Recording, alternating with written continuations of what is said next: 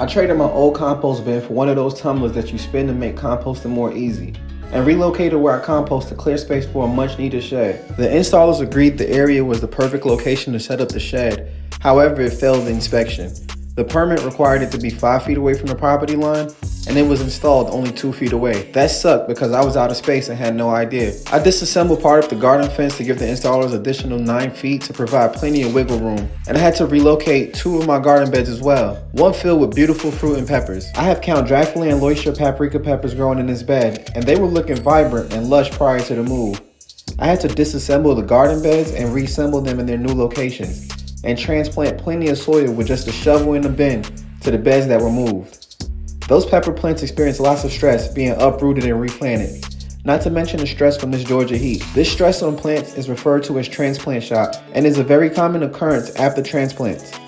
This can sometimes be avoided by transplanting during cloudy or rainy days, along with limiting root disturbance when moving plants from one location to the next. In many cases, it's no worries when it does occur. Just provide the plants with plenty of water, and you can remove some of the affected leaves, and in time, usually days or even weeks, most plants bounce back like nothing happened. As mine were fruiting, I harvested all the peppers from the plants that show signs of stress and kept the roots watered for the next days, and within a week, the plants began showing signs of recovery.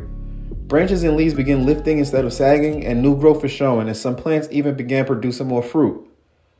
This is what they currently look like still through their phase of recovery.